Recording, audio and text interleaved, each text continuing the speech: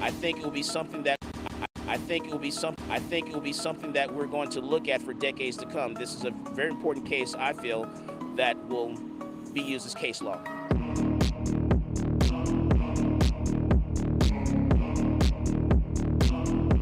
It's the man, the myth, the legend, the David gun store owner who took the Goliath ATF to court and won. Breaking news, I did it. Michael Cargill versus Merrick Garland. The Department of Justice, Alcohol, Tobacco, and Firearms, the bump stock lawsuit. I beat him in the United States Supreme Court. I was told over 5 years ago, why are you going down this road? No one cares about bump stocks. Let's go ahead and let them take the bump stock. But instead, I stood and fought. And because of this, the bump stock case is going to be the case that saves everything. It's going to stop the ATF from coming after their brace, the triggers, all different parts and pieces that they're trying to ban. And I'm glad I stood up and fought. So now we have a case that is case law that we can move forward around this country and defend our Second Amendment rights. As always, more guns equals less crime. You go out there and you buy yourself a gun. Better yet, get yourself a bump stock. We've been talking about this case all week, and so it's only fitting that we talk to the hero himself, the man who puts the Cargill into Garland versus Cargill, Garland being for Attorney General Merrick Garland, head of the DOJ, of which the ATF is an agency under its umbrella. Joining us now to discuss is none other than Michael Cargill, the owner of Central Texas Gun Works. Michael, thanks for being here tonight, and first off, congrats on your big Supreme Court victory. Absolutely. Thank you very much for having me. So I'm sure you've heard this a million times, but how are you feeling right now? Emotions are like through the roof. I got a lot of things going through my head. It's pretty exciting. It was exciting back in February being in the United States Supreme Court, sitting in the halls of justice there, looking at the red walls and also looking at those white pillars. It was very exciting, thrilling then. And then once the ruling came down on June 14th, which was the Army's birthday, which is Flag Day, it was fitting to get the ruling to be able to really stop a government agency from overstepping their authority. We're going to get into the meat of the case in just a second, but I just have another question that is of interest, at least to me. But, you're someone now, one of the very rare people who can say that you sued at the level of the Supreme Court and won. So did you celebrate it all, or how did the celebrations that weekend go, if you were able to do anything? Yes, we did celebrate here in the gun store. We did a little short toast. We did get a sip of wine because we were still working. Oh, makes perfect sense. But like I was talking about earlier, let's talk about the case. So we heard from you just a moment ago. The big question on everyone's mind has been for a while dogging you is, well, why bump stocks? Why does it matter? You explained a little bit of that in that clip we just watched, but I'd like you to elaborate further to the audience. Why did this bump stock ban, why did you feel the need to, do what you did, file the lawsuit, and to pursue it up to the nation's highest court? I mean, I'm glad that you did, but I was wondering if you could walk us through that thought process. Sure. When it happened 5 years ago, I was actually pretty upset. The fact that the ATF walked into my home and told me that something that I legally purchased, I had to give it up. It was banned. And if I did not surrender it, they were going to charge me with a felony. And so I thought that was just insane. I said, we cannot allow this. This is a government agency. This is not Congress. We have a constitution. We have a Bill of Rights. It's not called a Bill of Needs, ladies and gentlemen. It's called the Bill of Rights. And so we have a right in this country, and we have to follow the Constitution. You cannot allow a government agency to just overstep their authority and just create law. And so I decided that I was going to stand and fight. And I said, I'm no good to anyone if I'm locked up or I'm in jail. No good to you. But if I go ahead and I surrender my bump stock, and within 30 minutes later file this lawsuit, we'll take it to the ATF and we'll see them in court.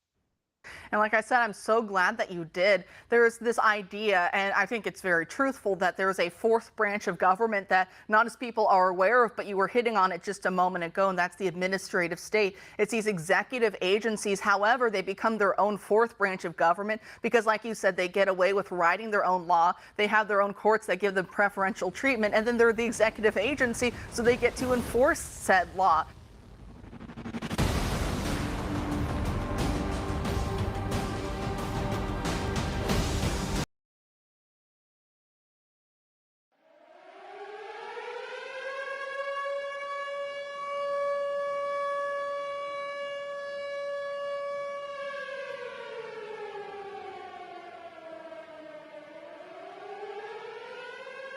But your ass! You will not laugh. You will not cry. You will learn by the numbers. I will teach you. Now get up! Good evening, friends. It's Friday, which means it's time once again for another enlightening episode of Hobbservations on Roads to Liberty. That's Roads, the number 2, liberty.com. Go get yourself some freedom swag. That'll allow us to keep the lights on, such as they are, and for me to get more interesting guests, like tonight's guest, the man, the myth, the legend, the man who took on the Supreme Court and won, the Michael Cargill of Central Texas Gunworks. Sir, how are you doing this evening? I'm doing outstanding. How are you guys doing? Always good to live in the USA, sir. So we're just going to jump right into it here. So for the 2 or 3 people who might be watching that don't know who you are and what you've done, tell us a little bit about yourself. All right. So I served 12 years in the United States Army.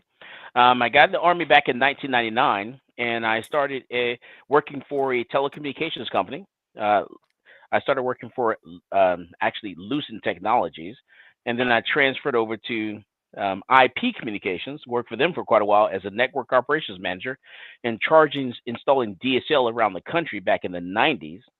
And then I started a trucking company where I moved elevators all around the country for a company called Schindler Elevator.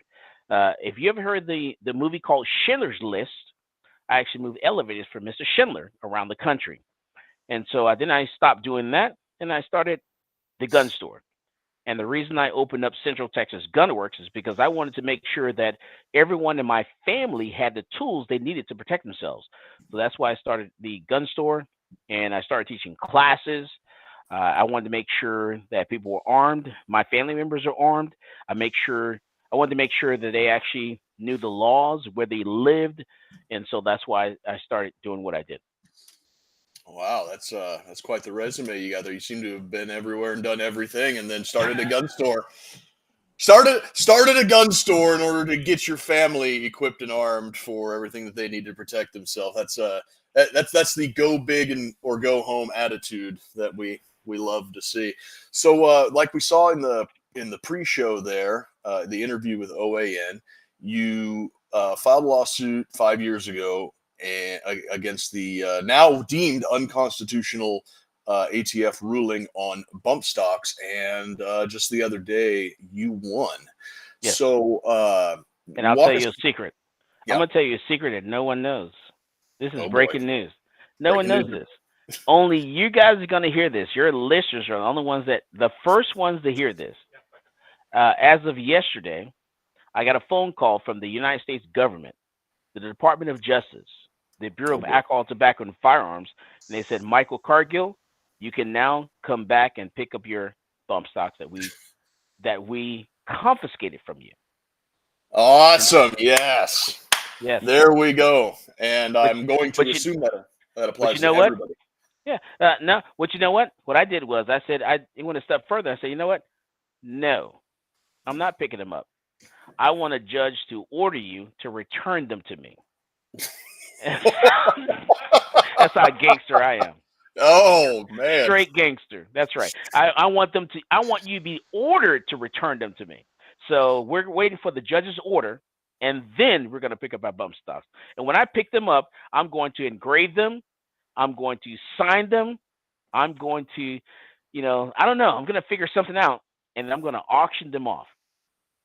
And you're going to donate that money to some gun rights organization, or are you going to put that money towards the next lawsuit? Hell no. I'm going to pay off my previous lawsuit is what I'm going to do.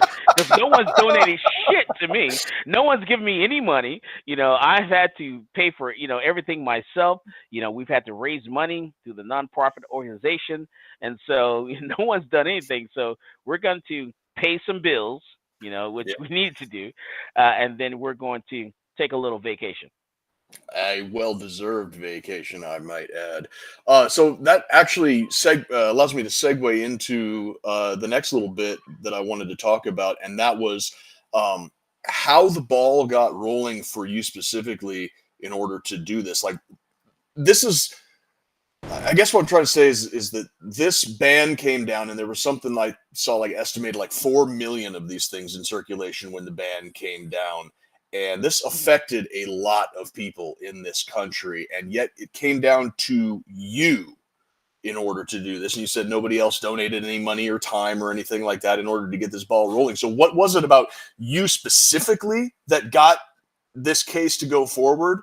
And why did nobody else get involved with you? Yeah, so initially this was done back in, back when they had the Las Vegas shooting.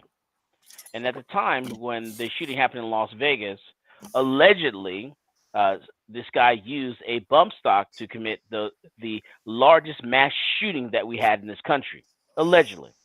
And so at the time, the the desire was to do something. Something needed to be done. They say, you know what? Let's go ahead and ban bump stocks. And the gun community was like, okay, fine. Let's go ahead and give up the bump stock. We don't care about the bump stock. That's something that I own. I don't own it. Let's go ahead and give those up. We don't care about those. And also, Trump was the president at the time. So Trump says, hey, we're going to give up the bump stocks. We're going to surrender them. We're going to ban them. And that's it. Case closed. And so the NRA was in on it. Yep. Other organizations were in on it. The gun community was in on it. And they say, you know what? We'll just go ahead and give them up. And I was the one person that said, you know what? Absolutely not. I'm not getting my bump stock because I have a tunnel vision. I have this vision where it's like, you know what? No, if I give you this, if I give you the bump stock, then that is the gateway drug to allow you to come in and take other things. And I say, you know what? Absolutely not. I'm going to stand my ground. I'm going to hold the line, even if I do it all by myself, and I'm not going to allow you to take the bump stock. And so I did just that. So I actually went out and I searched for an attorney. They were looking for a client. And so I was calling people, asking people to be, parties in their lawsuit, or a party in a lawsuit. And no one wanted to allow me to be in a lawsuit. No one wanted to join my lawsuit. I said, fine, I'll do it by myself. The NCLA, New Civil Liberties Alliance, decided, you know what? They need a client. They found me. I found them. And it was a match made in heaven. Awesome.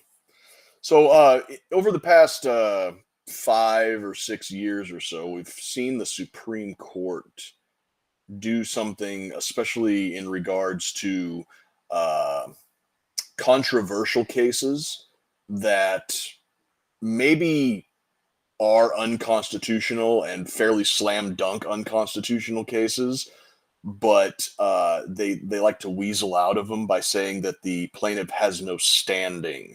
So what was it about you that allowed you to take this all the way to the top and not allow them to use that weaselly excuse to get out of seeing this case? So when it comes to suing the government, you have to play chess. You cannot play checkers. The government is good. They're very good in everything they do. And so what I did was I said, okay, let's make sure first that we have standing in this case. And then second, let's make sure that I have an attorney that has the ability to argue a case in front of the Supreme Court. Not every attorney can argue a case in the Supreme Court. They want someone that actually is experienced, that's been there, that's been accepted into the Supreme Court. And so I wanted to make sure that we can actually take this case all the way to the end, where it needs to be. Yeah. So I actually surrendered my bump stocks to the ATF. I told them to hold on to them for safekeeping because I'm going to get those suckers back. And it sounds to me like they are going to hand deliver them to you if you have your way. That's right, with icing on the cake. So is there any possibility that the agent that took them from you is going to be the one to hand them back and maybe say, sorry, sir? Because I would demand that.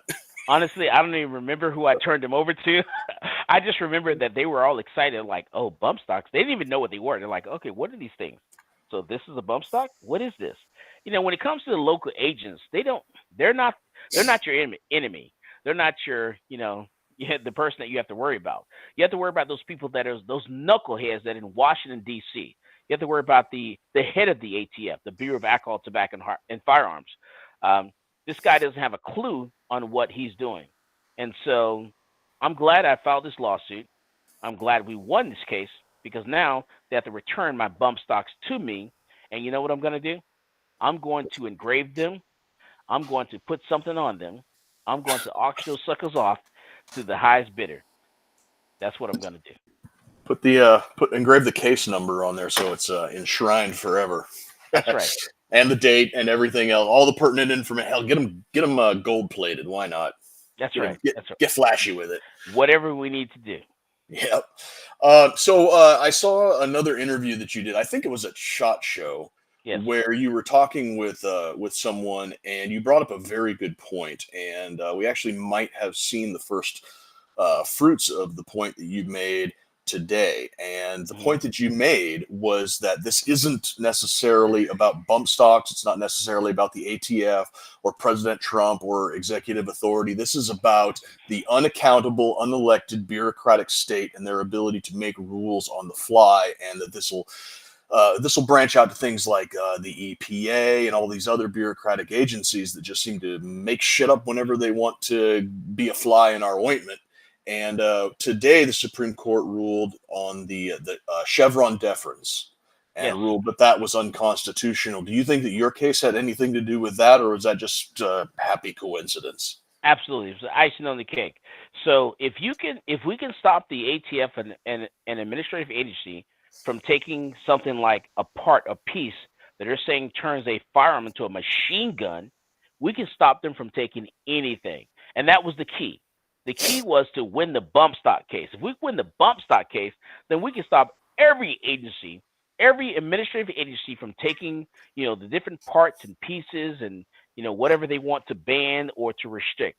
And so, this is much bigger than bump stocks. This is much bigger than firearms. It's much bigger than the Second Amendment. This is about administrative agencies that actually has the authority to tell you, me, that something that we legally own, that we purchase, they can ban it and turn us into felons overnight. And so this was my whole thing. This is crazy. You're talking about an agency, and we've all heard of that Schoolhouse Rock song. How does the bill become a law? How does the bill become law? Here's how it becomes law. Well, someone in Congress writes a bill. It goes to committee. It goes to both houses of Congress. They vote on it, and it becomes law. And the president signs it, and that's how it becomes law. Not because an agency within the federal government actually creates a right law. Yeah. In that little Schoolhouse Rock song, I don't remember unelected bureaucratic agencies being anywhere in the mix at all. I must have missed that lyric or fell asleep or something. Hey, so I'm gonna jump in, guys. So jump on in here, Ben. Come on, Ben. That's exactly what happened to Ali. I don't know if you got a chance to watch that show that we had him on, Michael, but he was carrying bump stocks in his vehicle. He crossed through. At some point, the law became in effect, and he crossed into a base, and all of a sudden, he's being thrown into an airplane with a bag over his head. And see, that's my point. That's my point. It's not about. This is the whole thing. The people that are subjected to these gun laws, any new laws that you bring out there, you're going to be the people that are not fortunate to have an attorney. You're talking about your black, your brown people, people that can't afford an attorney, white people that can't afford an attorney. We're talking about everybody. You can't afford an attorney, and all of a sudden you get pulled over by police because you're speeding. You're exceeding the speed limit just a little bit. Maybe your tail lights out. Maybe you didn't turn your blinker on fast enough. Maybe you didn't have your seatbelt on, and the police pull you over, and then inside your vehicle, when they pull you over, there's a firearm inside the vehicle that has a bump stock attached to it. And guess what? That little small traffic violation just caused you a felony. You can lose your gun rights. You go to jail from 10 years. You're looking at prison time. Yeah, do you know Maj Toure? Maj Toure, yes. Yep. Yeah. Black Guns Matter. Yeah. I mean, that's Absolutely. his big thing too. Absolutely. And that's the whole thing about it. We're talking about, this little device here. I didn't have a clue. I got pulled over by police. I think I'm going from point A to point B, and police said, hey, you know what? You have something in your vehicle. Now we got you. You got a felony. That traffic stop, you didn't turn your blinker on fast enough. You hit the white line one time too many. You didn't have your seatbelt on. Your tail lights busted. Your headlights busted. We just found a piece in your vehicle that the ATF banned last year. You're now a convicted felon. Yeah, you got to have Ali on your show once he gets it cleared. I mean, it's one of the greatest stories I've ever heard. Oh, he's been on my show. He's been on my show several times. Oh, okay. Oh, yeah. I didn't know that. Oh, Right. So, yeah, the one thing that I talked to him about last week was the potential for now that this is overturned, Justice Sotomayor put in the dissenting opinion, and some people are making a lot of hay about this. And initially, I did, and then I realized, it's the dissenting opinion. It's the loser's corner. It doesn't really carry any legal precedent or weight.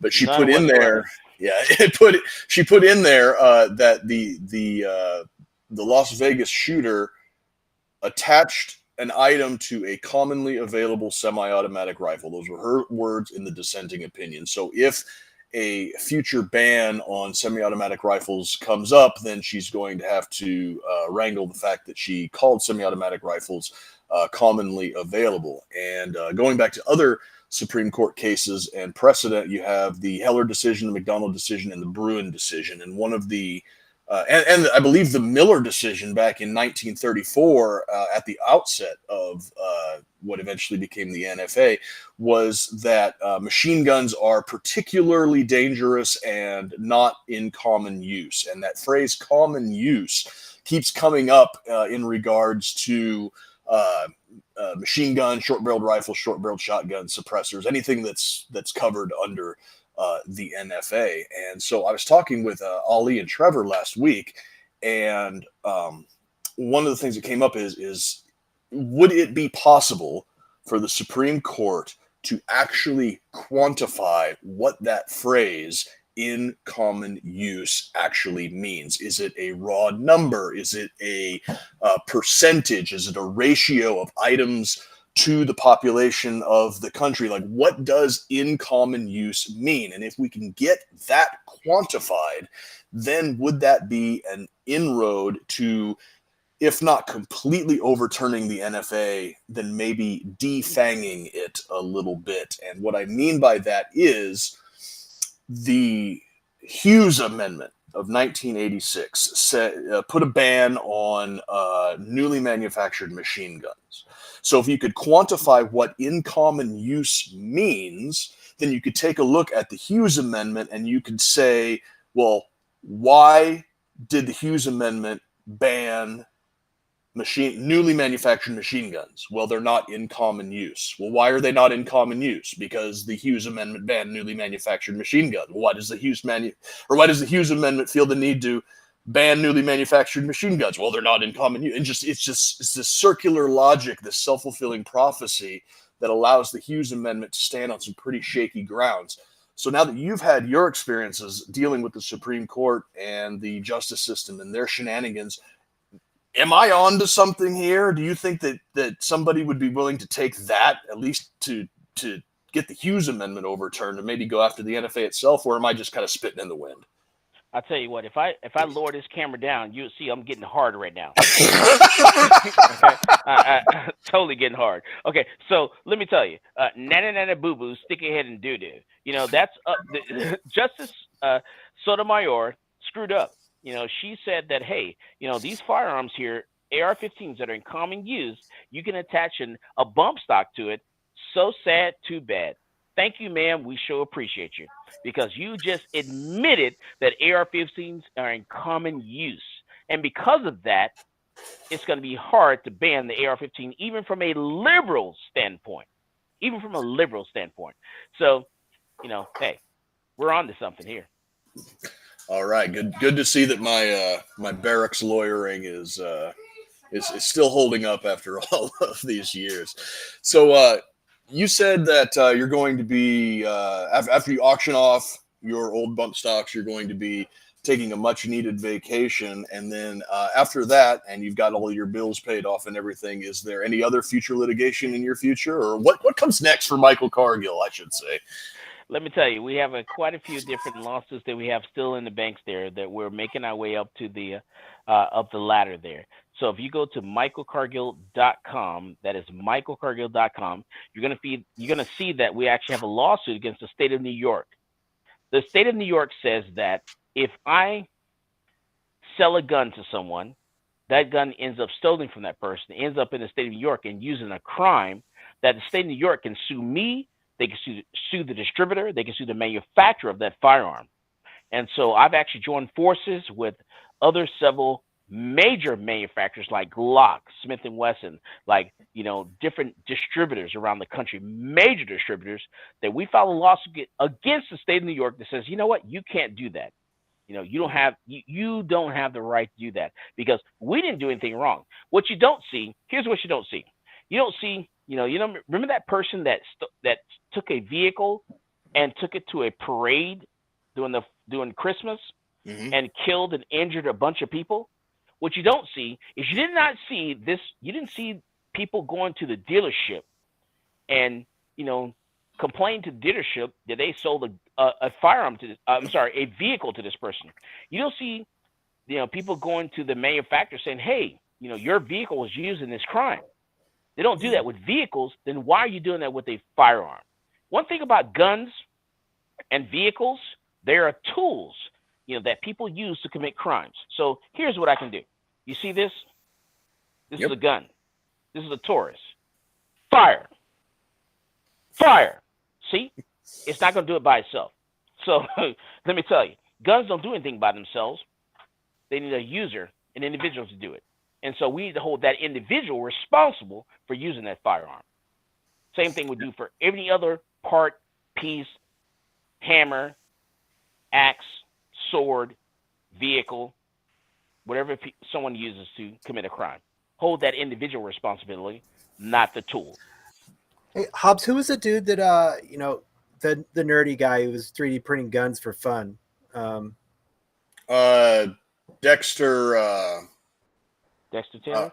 Dexter Taylor, yes, the guy up in New York. He wasn't 3D printing them; he was actually machining 80% lowers, right? And putting together AR-15s and AR-10s in his basement just for fun.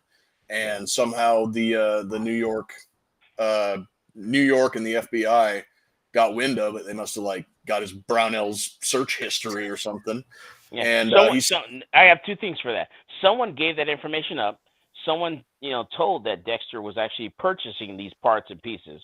So they somehow they gathered that information. So I have mixed feelings about this. One, someone's a rat, and snitches get stitches. Right. And then the second thing is the fact that you're in New York. It's the state of New York. Yeah. You should know better. New York, they don't play. You can't do anything in the state of New York. Go to Pennsylvania. Go to Vermont. You can't do that. Snitches get stitches and sometimes ditches, right? Exactly. And you know what? They snitches get stitches in ditches. Exactly. Yeah. Unfortunately, that Dexter Taylor, I believe he's sitting in Rikers right now. Yeah, which is sad. Which is sad. And from what I understand, I heard an interview with him, a couple interviews with him. The one that sticks with me the most is the one where he was talking with the guys over at InfoWars, which I've seen you on InfoWars too. I was actually on InfoWars with Dexter as well. Yeah, and he was, he strikes me as a guy who's not a gun guy, and he doesn't. He was doing what he was doing not because of a love of firearms, but because of a love of engineering and just seeing how things work. And if I heard correctly, he put these guns together and never even test fired them. He just put them together, and it was just something like, I did this, and this is fun, and I'm going to hang it up on the wall. But yeah, between his case and what you're filing right now, it seems like New York is going to be in a hell of a spot right now, because in his case, his lawyer was arguing on Second Amendment grounds, which, duh. And the judge said a line that I think is ultimately going to hang her case as soon as it gets up to a higher court. And she said, "Don't bring the Second Amendment into my courtroom. It doesn't exist here." Yeah, well, unfortunately, we have a constitution in this country. And like I said many times, I'll say it 1,000 times, I'll say it again. It's not a bill of needs. It is a bill of rights.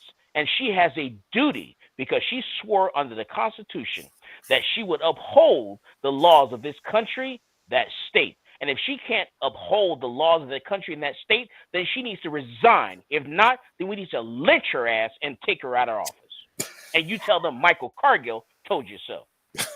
At the very least, that case needs to get thrown out on its ass. At the most, I think she needs to be disbarred and banned from ever practicing law again, because to say a line like "don't bring the Second Amendment into a clearly Second Amendment case," it doesn't exist in my courtroom. It's like, if your courtroom is in the United States, the Second Amendment exists there. I'm sorry. And I'm telling you now, don't email me, don't call me. I said what I said. Okay? Don't email me, don't call me. I don't retract anything that I say. If I said it, I meant it. This man don't play, ladies and gentlemen. So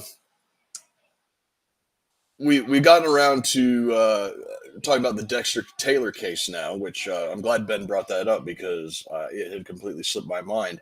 And we were talking about how the law enforcement ended up getting a hold of the fact that he was doing what he was doing. In your opinion, do you think that in addition to Second Amendment grounds for this case, that he's also got some Fourth Amendment grounds? Do you think that this was somebody in his life that reported him, or do you think that this might have been some unconstitutional data mining or dragnet surveillance that the state government was doing, just seeing like anybody in the state is visiting sites like Brownells or Midway and buying certain parts, and now we got to get a warrant to spy on them even more?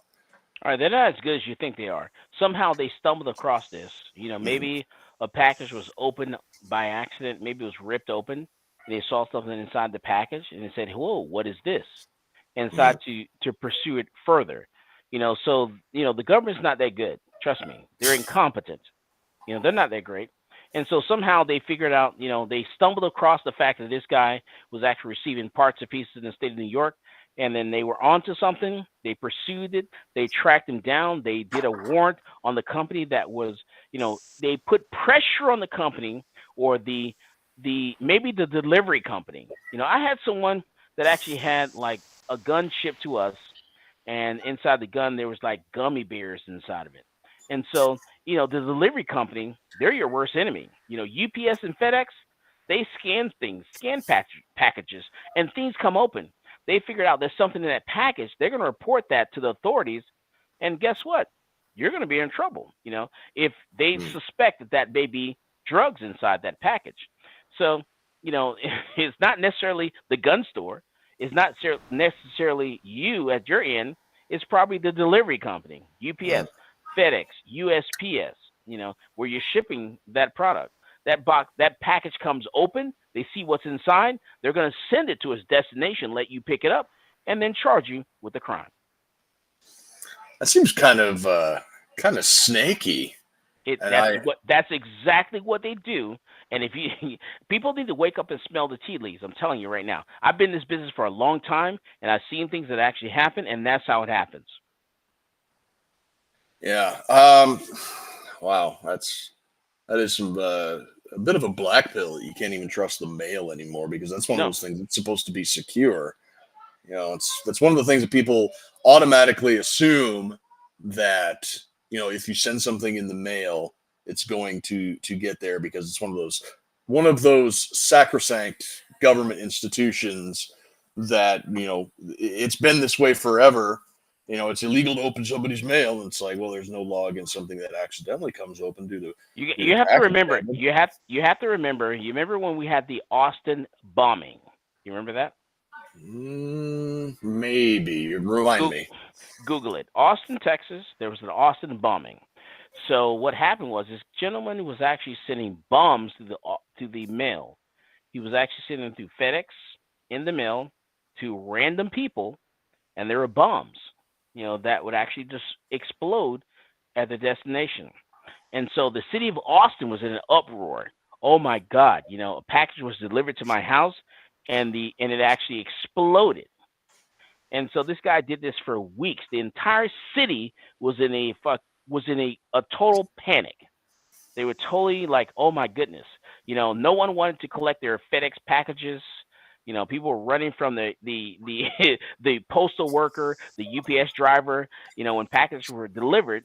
And so this guy, you know, he actually went to the FedEx office, had a package delivered to someone, and actually exploded and killed someone. It killed someone, it injured several people. And so, you know, that's what happened in Austin, Texas. That was one of the worst things that actually happened in Austin, because people were totally distraught by this. And people, I had my employees were actually running. We actually had a random delivery driver who we didn't know deliver packages to us, and my employees ran out of the back door. That's how bad it was. I'm telling you, it was terrible. And so, you know, that's, you know, some of the things that we have to face, you know. But you know what? Unfortunately, in this country, the media, they want to tell you about firearms.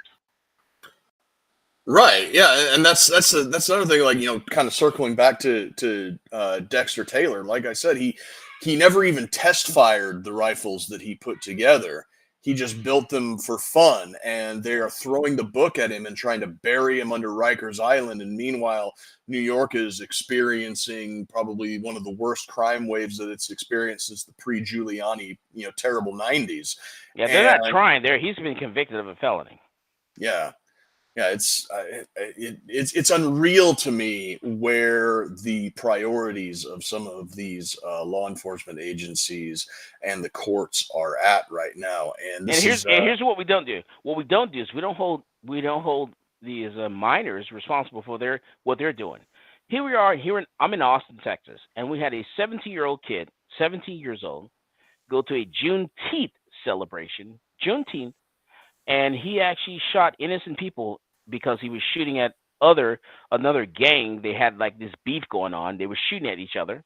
He actually killed an innocent a mother who was pregnant, killed her. And so this lady lost her life because they had a beef with someone. And he, you know, the firearm, they haven't told me today where he retrieved the firearm from, whether it was stolen or whatever, but it was an AK. It actually was a Draco. Like one of those. Like one of these right here.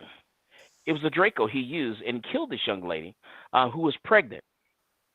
And what's sad is we're talking about a 17-year-old, a minor, and here we are in Austin, Texas, and you're talking about the juvenile justice system. They get him in, they get him out. They're like, hey, you made a mistake. We're going to take care of you. We're going to let you recover from that mistake that you made. No, you took a life. You know, a lady lost her life. She was pregnant and she lost her life. This guy should be put to death. So this guy's out right now. That I don't know, but he should be put to death. But the thing is, he's a habitual offender. He's committed crimes before now. You know, he's been in the system before now. This is not just the first thing that he's actually done. And so they're letting these people go by the wayside, and that's what I think what the problem is.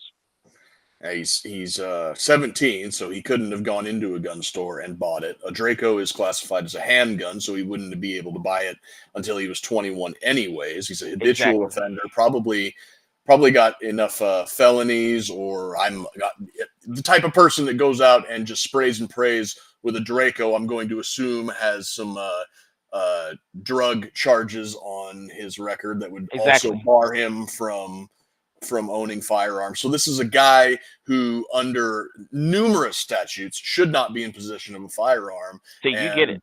Yeah, but here he is with a firearm, killing an innocent person because he's shooting at somebody else. But it's the gun's fault. It's the gun's fault. That's right. It's the gun's fault. Yeah. It's not his fault. It's the gun's fault because the gun did it. Unreal, man. Unreal. Yeah, I think I remember hearing about that particular incident. The Austin bombing, though, is something that is kind of news to me. I wasn't aware of that. When did that happen? What year was that? I'm not sure what year it was, but it's quite a few years ago. Ben. Yeah, it was 2018. I know Ben knew. I knew Ben knew. I knew this. How did I know that? I knew Ben knew. The guy didn't even have a manifesto like Uncle Ted, so he wasted an opportunity, I guess. That's right. And they took him out. They took him out like a dog that he was. Yep.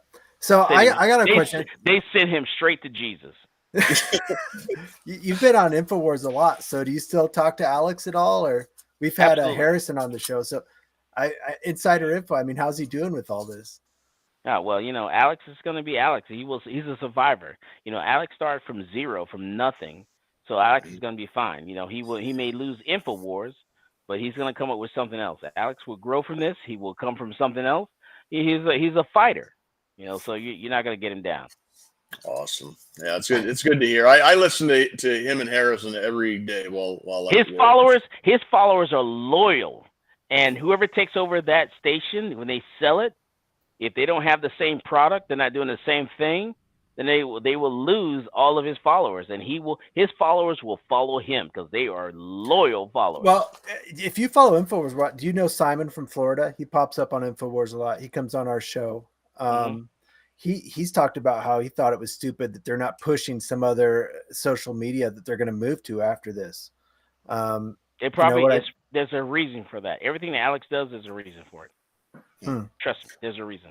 Because you don't want to tip your hand, you don't want to tip the bucket, because then you give the opportunity to the other side who's trying to sue you. You give them the opportunity to file, paperwork in court. You want to make sure you separate everything, let them take what they're going to take, and then start over scratch. And I know you've talked about it on some other shows, but I've got a video of the armless guy. Maybe could I show the video and you could talk about that? Do you mind talking about that? Let me see what you got. I'll let you know if I can or not. The dude that you helped him get a oh, the armless guy. Yeah, absolutely. Yeah, show the video. Yeah, let me throw that up here. Hold on. Please do. I mean, it was amazing to me, but here, I'll get it going.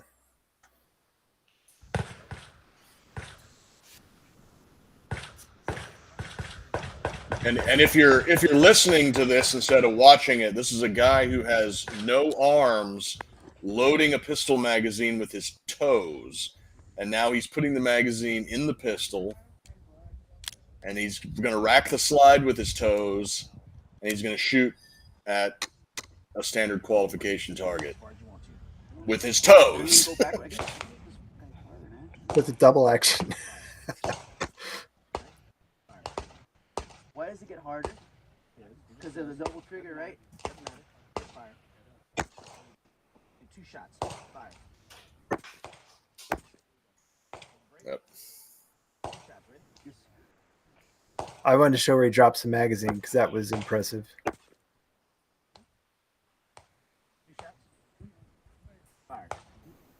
This is a weapons qual, Michael? Yes, it is. And so he's like asking me questions. I'm like, don't stop. Don't ask me questions. Just fire. And so the whole thing is, it's about, I want to make sure that you can actually defend yourself. My job is not to baby you or babysit you. I want to make sure that I train you, I teach you, and you can defend yourself. I want to let him know that I'm not going to let you just pass the test. I want to make sure you exceed the limit of the test, and that you can actually. So what's the background there? I mean, so he couldn't get a handgun permit because he didn't have hands, or?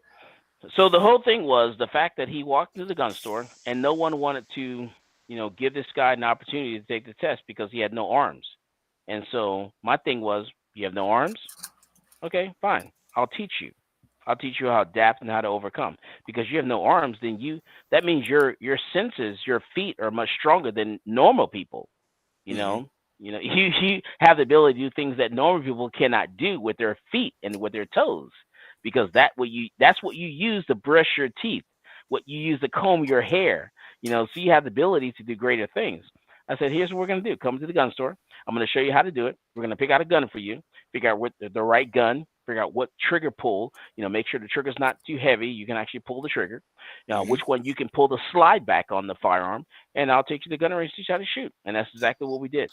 And so he passed the test with flying colors. This guy he had the drive and the determination to do it all by himself. Right. The fact that, he's balancing on that step stool thing there, balancing on his tailbone, firing a gun with his feet.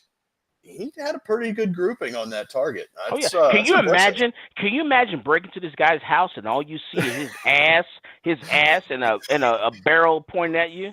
You are fucked. I mean, the top comment on that video was, "This is the most American thing ever," and I don't know if they meant it as an insult, but fuck yeah, it's the most American thing ever. Some tyrant thinks they can oppress an armless person. Nope. Oh, absolutely, absolutely. Yeah, I might just be kind of in my engineering headspace right now, but I'm thinking that a handgun, obviously the name to be used with your hands. This might be an opportunity for some enterprising engineer to come up with a gun specifically for people with this handicap.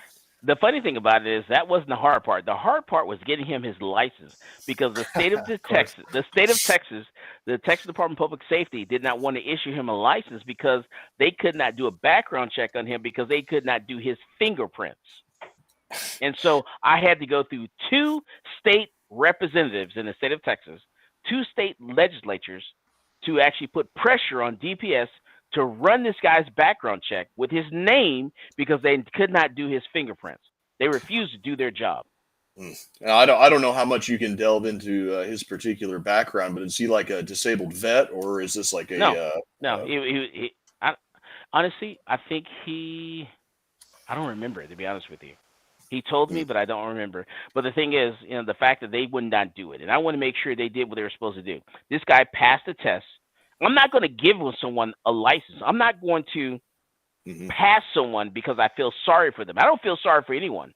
I want to make sure that you can prove your proficiency with that firearm. You can prove your proficiency, then I will fight for you to make sure that you get your license. And I fought for him, and I made sure he got his license all the way to the end. I continued to call. I called DPS. I called the governor's office. I called the lieutenant governor's office. I called several chairs of different committees. I wanted to make sure this guy got his license because he passed my test. And I don't let anyone just pass the test. Yeah, there you go. So we got about, I think, 10 or 15 minutes left. That we normally go for about an hour. And there was something that recently came up in the news 2 or 3 days ago, and I had a friend that asked me this question. He wanted to get your opinion on it, and that is the Surgeon General came out, and he's trying to reclassify gun violence as a public health issue. Isn't that a female or is that a male? Vivek Murthy, the Surgeon General. Are you thinking of Rachel Levine? Okay. No, I'm talking about Vivek Murthy, the Indian guy. He's either the Surgeon General or the Deputy Surgeon General, but he's wearing his fancy uniform, like he's got some type of military background or whatever, up there lisping away about how gun violence is a public health issue. Yeah. So he can suck a dick. That's all you got to say on that, huh? Yeah, it's a podcast. I love podcasts. Yeah, exactly. Yeah, no, he there was Dan Bongino said that the timing of it was not an accident. That there was another maybe not a Supreme Court, but the one right underneath of it decision about the it was the Supreme Court decision on censorship that did not go our way. If you're a constitutional rights person, the Supreme Court recently ruled that the government did nothing wrong in Missouri v. Garland. I didn't follow that case at all, to be honest with you. Okay, so just a quick recap on it. The state of Missouri was suing the Justice Department because they said that the government, through backdoor channels, was using private entities like Facebook and Twitter and other private organizations. They were engaging in censorship by deputizing, essentially, private entities in the private space. And the Supreme Court came back and said that no, the government has investigated itself and found nothing wrong. Of course. And so we've investigated ourselves. We've investigated ourselves. We sent ourselves through the ringer, and we did nothing wrong. Continue on. Yeah, and so the timing of the Surgeon General's statement about public health, wrapping it around gun violence, was timed in such a way to avoid any scrutiny, because if the government can engage in deputizing private entities like social media companies in order to censor information that may be adverse to a public health concern, because this all went back to the COVID misinformation Right. censorship that they did. So if the Surgeon General can wrap public health around gun violence, then anybody like you or me engaging in what we're doing right now, getting the truth out there, can then be dubbed as misinformation and then censored by the social media companies. Yeah, I would have to take a look at that and read all the different details about it before I comment on it. I'm not sure. I don't know enough about that right now to make a comment on it. Okay. Very judicious. I got a question too. I'm curious. So, are you and Brendan Herrera going to work together? One of you be governor and one be LT Gov for? Hey, let me tell you, as long as you have a tunnel vision for the Second Amendment, I'll work with you, because I have a tunnel vision. I don't care if you're a Republican president. I don't care if you're a Democrat president. I don't care if you're, what side of the aisle you actually, are on. My stance is the Second Amendment, because the First Amendment of the Constitution says I have a right to say what I want to say.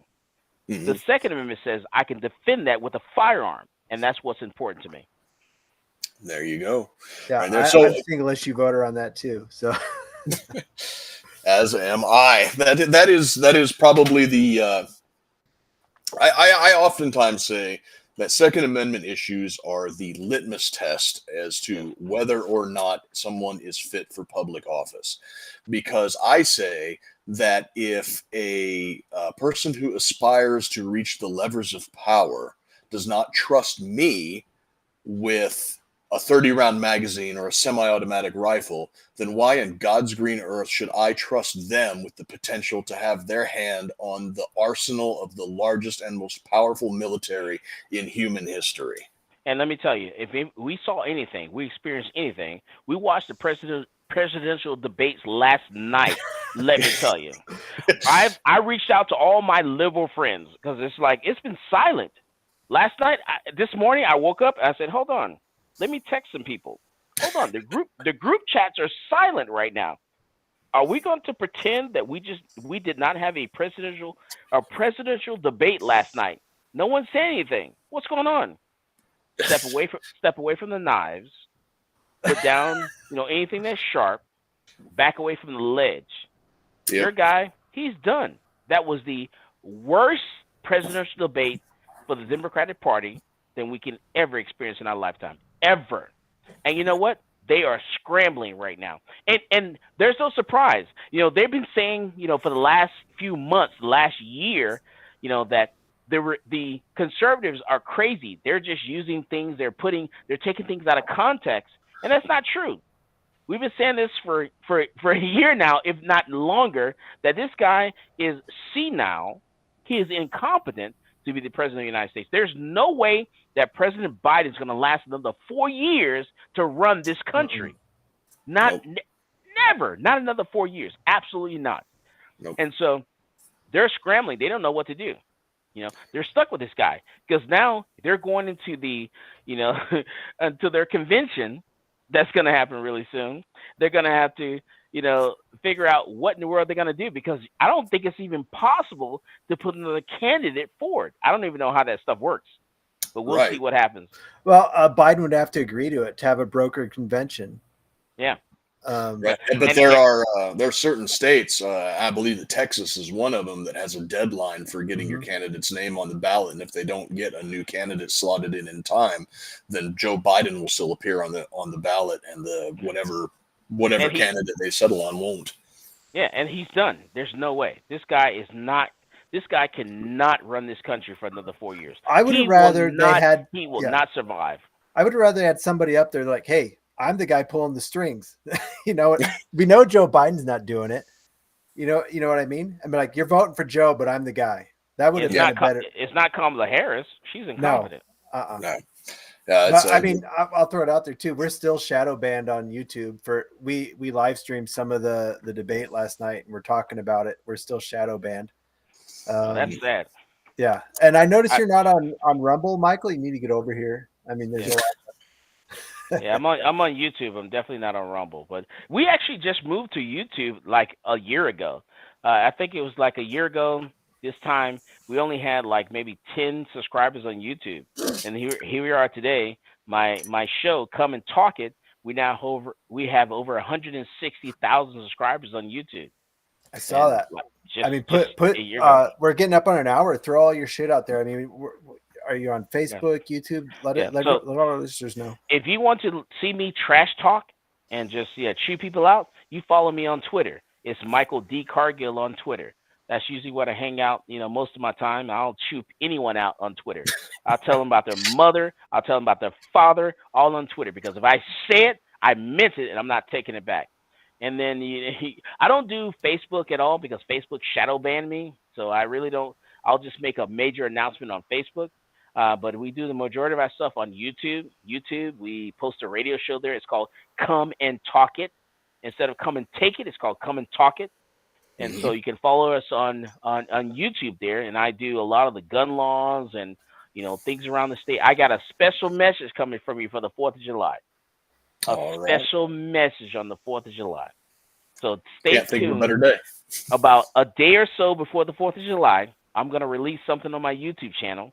A little special message there, telling you about Texas, the Lone Star State, because that's how we do it in Texas. Texas is a great state. It's the only state. If it wasn't for Texas, there would not be a United States of America.